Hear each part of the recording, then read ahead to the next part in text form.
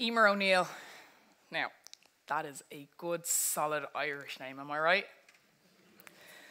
The funny thing is that when people hear my name or see it written down and then see me, there's a bit of confusion. I mean, I'm not your traditionally Irish-looking woman, am I? When you hear the name Emer O'Neill, you think of a white Irish woman. Am I right? So, I have this thing called sickle cell. It's something that's predominant in African descendant, if you're of African descendant. I had it for 18 years here, living in Ireland, in my home, and I didn't even know I had it. Why? Because we live in a predominantly white country, and it's not tested for. So when I went to America to go to college, I was tested, and lo and behold, I had sickle cell. I had the trait. Now, I was pregnant with my daughter, and I was having some issues. So they said they wanted me to go for a blood test and just see what's going on. And mainly to do with the fact that I had sickle cell, and it may have some kind of correlation. So I go to the doctor's office, and as I walk in, the nurse, she had a look of confusion first, but then she was grinning. And I said, look, what's the joke? Fill me in. I like a joke like the next. And she said, I don't think I should probably tell you, but I'm going to tell you anyway. And well, she said, I just got off the phone from the doctor, and he was irate on the phone saying, why are we wasting our time doing a sickle cell test on an Emer O'Neill, for God's sake? Right? Makes sense, right? Sickle cell, African descent, Emer O'Neill, and then I appear. So, you know, she was giddy about this. I say she couldn't wait to kind of chat to the doctor about it. But in that moment, it made me think, aren't we terrible for judging people, for making assumptions, right? That doctor read my name on a piece of paper, Emer O'Neill. He's thinking to himself, this is only for people that are of African descent. Emer O'Neill is clearly not. She's going to be a white Irish woman, which I was not. But I also then, in that moment, became Emer, the descendant of Africans. My Irishness nearly was stripped of me in that moment. And I also thought to myself, and I do it myself, why do we feel like we have to categorize people, we have to profile them, label them, put them in a box? And ultimately, that is our unconscious bias. That is exactly what unconscious bias is. And we all have it. I have it. It's where we have lived a life where, I mean, there's systematic racism everywhere. From the moment we open our eyes, we're taught to believe certain things and stereotype certain people and certain groups. And we're all culprits of it. But the unconscious bias part of that, why that doctor sat there and suddenly just put two and two together, which was Emer O'Neill is going to be white. Why did he do that? Why do we do that? Why do we do that as people? Why do we judge people? Why do we decide in the first moments of speaking with somebody that we almost know who they are? And I thought to myself, as a doctor, surely he's had unconscious bias training, anti-racism training. Is there no diversity within the hospital that people would know that this probably wasn't a good conversation to have with me? And that's when I like to think about our unconscious bias. I have a friend who was not getting work. She was applying for lots of things, not getting any responses for interviews. She's from Zimbabwe. And she said, you know what, I'm going to change my name. I'm going to use my husband's last name, so it's more Irish, and see if I get more phone calls for jobs. And what do you think? Yep. Absolutely. She got the calls, she got the interviews, she walks into the room, there's the look of confusion. Wait, did we not? Was she not a... Oh, okay. Hello, sit down. Yeah, I've had that a lot. But it's so sad in this day and age and in our society that to think, as employers, you will find a CV, you'll read it from the very beginning. What's the first thing you see on a CV? The person's name. That you might see that name and say, nah, they're not Irish, or they're not from where I'm from, and it's just going to be easier to chuck that in the bin and we'll move on. It's where we talk about blind screening. So this is something that's starting to happen in companies that are invested in inclusion, diversity, and understanding. Blind screening, so when you get my CV, you don't see my picture, you don't know what gender I am, you don't know what ethnicity I am, you choose me for the role based on my qualifications and what you see. This is a positive thing. This is a really positive. It's so sad that we need it, but we do need it. And this is where I ask you, in your place of work, do you have things like this in place? Do you see that there are those issues where you see people being ostracized because of where they're from? My identity, I'm an Irish woman, and my dad is Nigerian. And I'm a proud Irish woman, and I'm proud to be both white and black. This is my dad. His name is Sunny. God rest his soul. He passed in 2009. And that's my mum. And we're unorthodox. We've always been. Not like your regular family. These are my grandparents. This is Henry and Kitty Foley. They're from Ballindagan in Wexford. Without them, there would not be me. And I know that when people look at me, they don't imagine that this is where I hail from. You know, that typical picture that we all have in black and white of our grandparents somewhere in the house. Without them, there is no me. So when somebody strips me of my Irishness or challenges me on how authentically Irish I am, you're telling me that this is not my lineage. This is not my family. This is not where I come from. It's a powerful thing, identity. We all want to have an identity. When we're born, the things that we're trying to do are make relationships, make connections, bond, feel part of things. Your identity to everybody in this room is so important. Without your identity, who are you? So it always strikes me when somebody asks me where I'm from and I tell them that either I'm from Ireland or I'm from Bray or I'm from Wicklow. And I'm then met with the question, yeah, but where are you really from? But where are you really from? Like that question, just in that one sentence.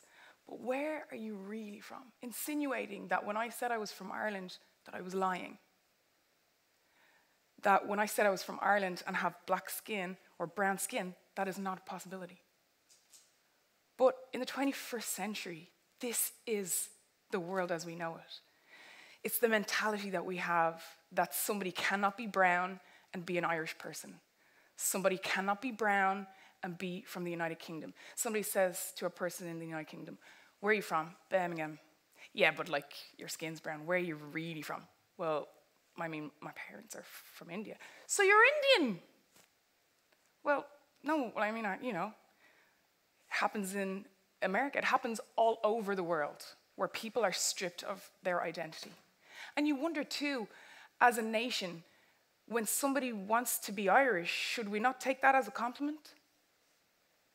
I'm born here, my mom is Irish, my dad is Nigerian, I have raised my kids here. I fear, and I see it happening already for my 8-year-old son, that he is already being stripped of his Irishness. His skin is quite a bit darker than mine. And my heart hurts for him, because it's not that I can imagine how that feels, I know exactly how that feels. And I want you to imagine for a second that when you meet somebody and you tell them your name and where you're from, they don't believe you and they want you to prove it. I mean, I play the baron, I play the tin whistle, I love the Irish language. You know, it's not amazing, my Irish, but it's cuisoch ma. It's important for me, for my kids to be fluent in Irish. My son is in a Gael school. And I played basketball for Ireland. I represented my country since the age of 12. I got a scholarship to the United States. I played basketball there, again representing Ireland. It was like this. Introducing Emer Foley, maiden name, from all the way in Bray, Ireland. Woo! And I was so proud of that every time I stepped out on the court. Where am I from? I'm from Bray, Ireland. I am Irish and I'm Nigerian and I'm proud of both, but I wasn't always. Because when I was growing up, I was told that Nigerians were drug dealers bringing drugs into the country, that they were thieves. You know, that king that sent you that email, that's my ancestors. That was my dad, actually. You know, so if somebody asked me where I was from, I would generally just say Ireland because, you know, I didn't really want to claim that. I'm a different person now. And it's taken me years. I'm 36 years old. It's taken me years to get to that point. It's taken me years to be in love with my hair, my gruig, to wear it out naturally and love it. But a lot of that, too, is because of the lack of representation.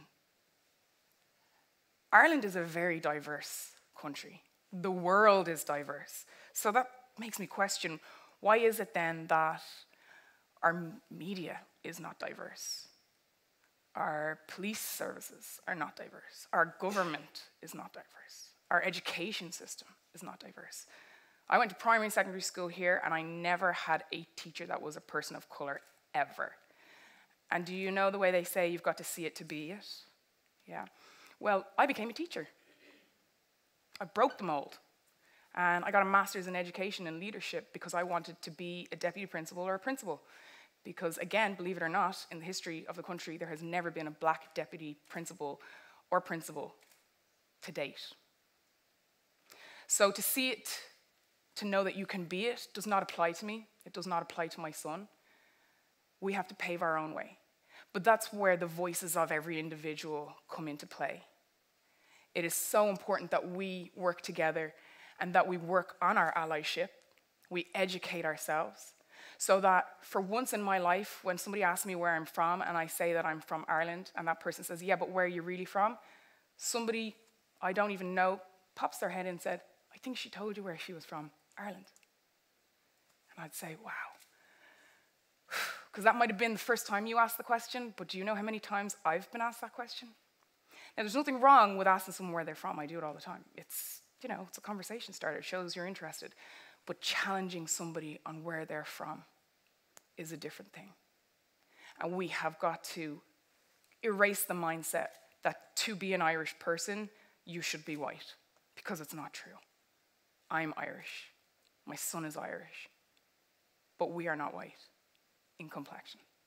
This is our unconscious bias, judging people by what we see. So the next thing I want to talk about is my family. This is my family. We are unorthodox.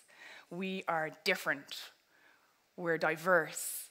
Not a single one of us has the same color skin or the same type of hair, and I love that about us.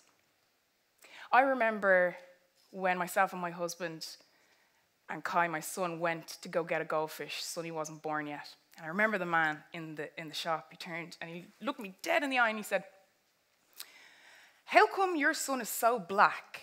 Like, he's blacker than you are. And then, like, his dad is white, though. And, like, listen, I'm all for asking questions because I think that's the only way we can learn. I really am. But there's a place and a time, guys. And there's a way to phrase certain things. I was put in a position right there with my young child and my husband to potentially now have to explain to my son that actually your biological father is somebody else.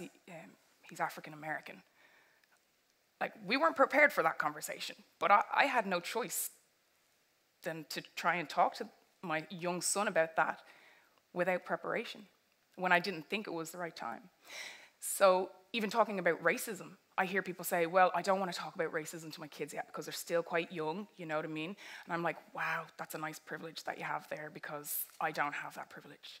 I need to make sure that my son is armed. I need to make sure that he understands what's going on and why people treat him the way they do and why they say the things they do.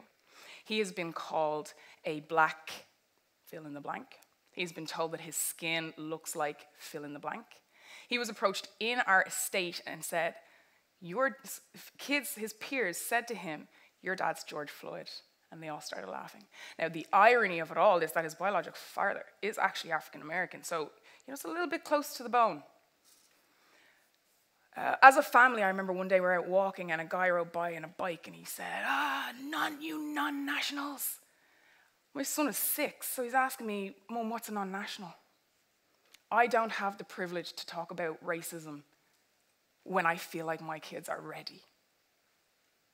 But to be quite frank, when is a good time to start talking about racism? The minute your child opens their eyes. Surround them with culture, with different food, different language, different people. Ensure that your home is diverse, the reading material you have with your kids, what you show on the TV. But it all starts with you. Have you watched those documentaries? Have you listened to those podcasts? Have you done the work to be an ally?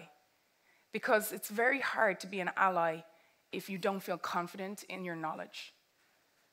I was just on holidays there, and I came back, and my neighbor said to me, "Jeez, you have a lovely tan." Oh, can I say that? And I'm like, yeah, of course you can say it. I have got a lovely tan. Thanks for noticing. You know, but it's that tongue-in-cheek, like, I don't want to say the word black. Is that the right, can I say that? I'm not really sure. Why do you feel that way? Because you haven't done the work. All you got to do is listen to one podcast, and it'll talk to you about the question, where you're really from. It'll talk about what people like to, if you want to be called a person of color, brown, black, whatever it is. The education and the resources, they're out there, but it's on us to do the work. It's on us if we want to be allies and we want to help make change. Because the irony of it is that for those of you that have no people of ethnic minority affiliated with your family at the moment, who's not to say that your grandchild or your child or your child's children, whatever it is, what's not to say that they don't fall in love with someone from an ethnic minority group and that they go on to marry that person and have children with that person? Does that change things for you? It does a little bit. Oof, before I was just a bystander looking from afar. Now it's actually part of my family. What do I do?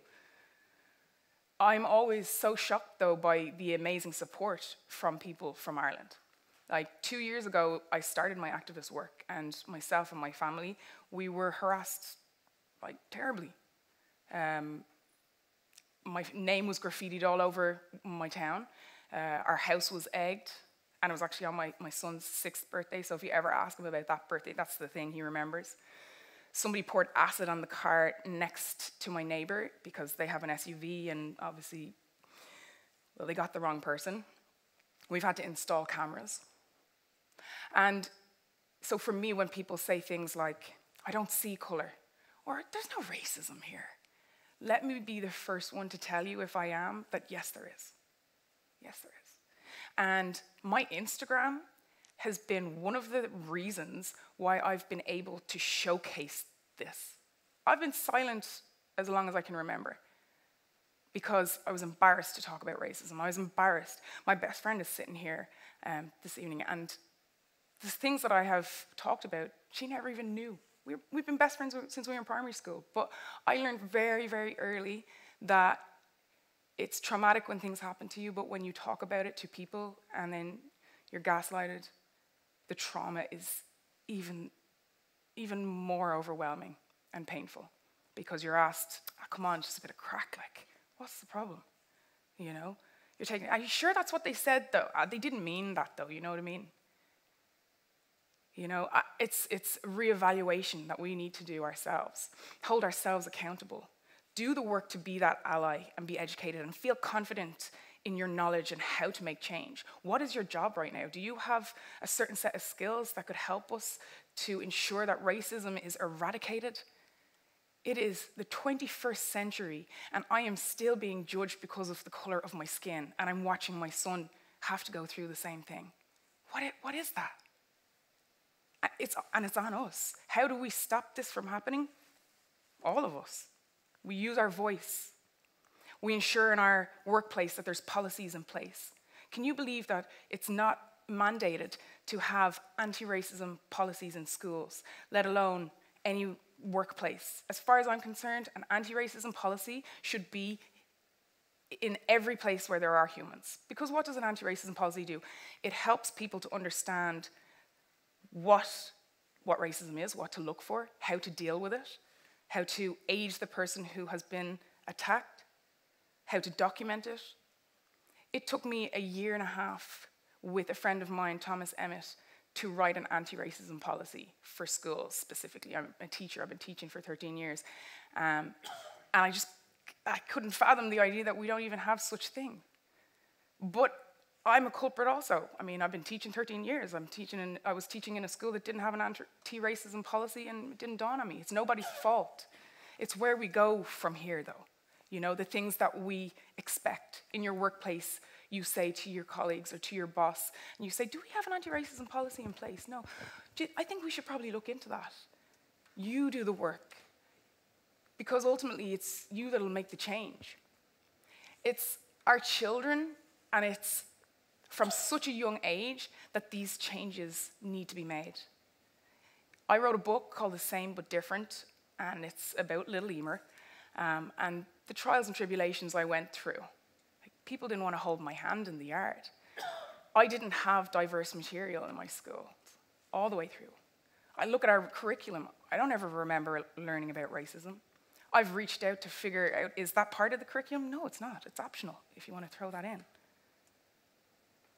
It's about us using our voices, about wanting to acknowledge our unconscious bias and our privilege. And I don't mean privilege like we have lots of money and a nice house, and privilege that your CV won't be thrown in the bin just because of what your name is. Privilege that you won't walk in a room and people will automatically start thinking in their mind, wonder does that person have a job, or can they actually even speak English? Are they educated? That's the leech now on the system. That's my good taxes. We're culprits of it, guys. And it's not until we recognize our own unconscious bias and reflect on that and do the work that there will be change. It's unfair for teachers to be held accountable for racist incidents that happen in schools when they have really no resources to work with.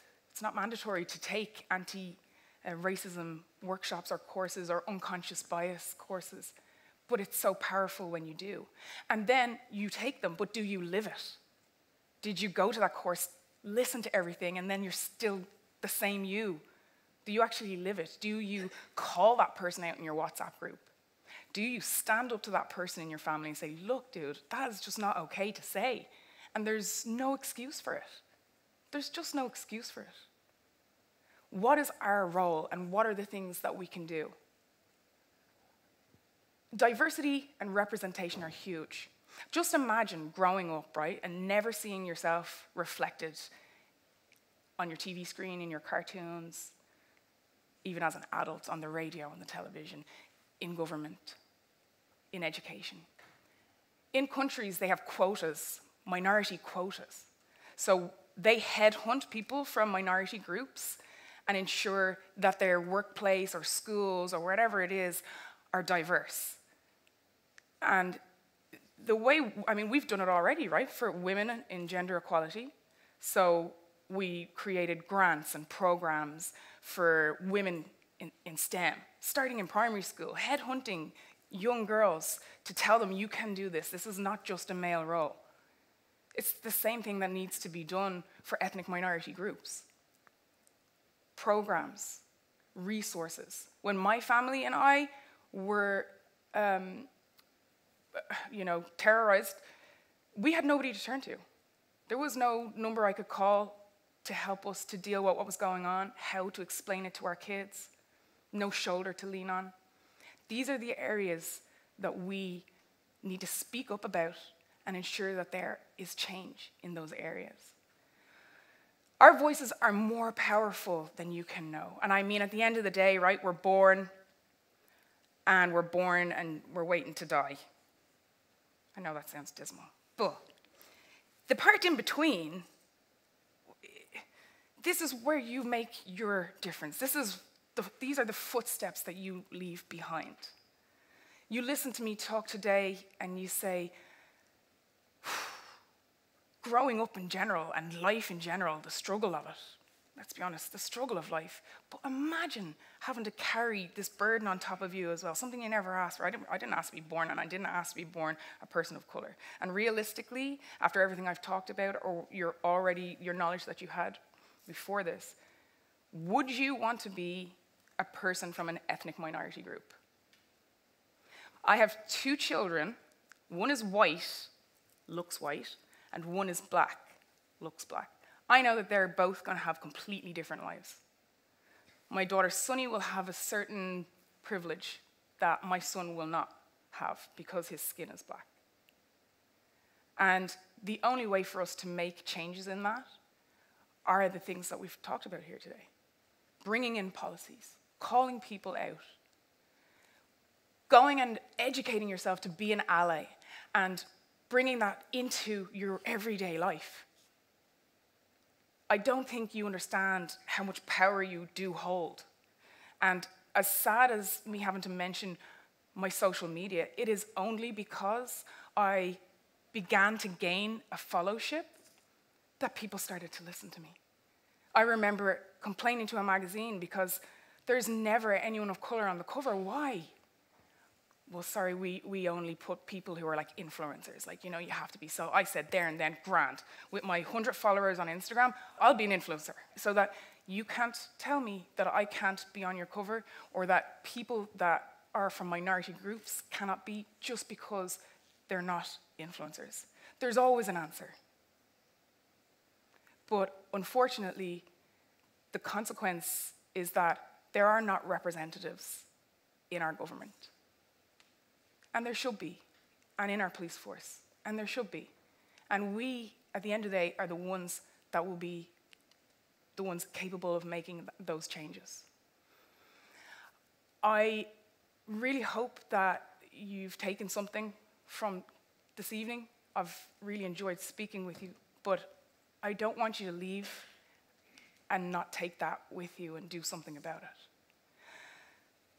My pain is your pain. And I believe that your pain is mine. My struggle is your struggle, and I believe that your struggles are also mine. At the end of the day, we're all human. And for me to still be discriminated against because of the color of my skin, just like others from my ethnic minority groups, makes no sense. Am I right? Like, am I right? Yes. Makes no sense. Be logical here. You're sitting there with white skin, but you didn't ask for that. Just like I didn't ask for that. We all bleed the same color. And at the end of the day, that's the part that is so important. And when you leave here, what you do with that information, that's on you. If it didn't move you, that's on you. But I want you to remember that we're all in this together. And to be quite frank, if it wasn't for the people of Ireland during our harassment period a couple of years ago, I wouldn't be standing here. I wouldn't still be speaking out and being vocal. And I'll tell you why, because I got so much support from the people of Ireland and around the world. And those messages, literally simple messages, keep going, girl. I love what you're doing. You're going to make a change. That's the reason I got out of bed a lot of the time. So don't think that you can't make change by simple things like even sending somebody a message. You see somebody from an ethnic minority group trying to do something. Share what they're doing. Talk to people about it. There's cultural events going on in your area. Go and support it. Open up your friends group. At the end of the day, I know that as a country, we have a ways to go, but I know we'll get there. And I don't know when. I would hope maybe my grandchildren will say to me, Granny, what was racism actually like? Like, we learn about in school and stuff, but what was it like to feel that, you know? Because it'll be something that's laughable in the future to think for centuries people were going through discrimination and oppression because of the color of their skin. That is my wish, that is my hope, that is my dream. And it is through all of you and the actions that you take going forward that that change will happen. Thank you so much for listening to me.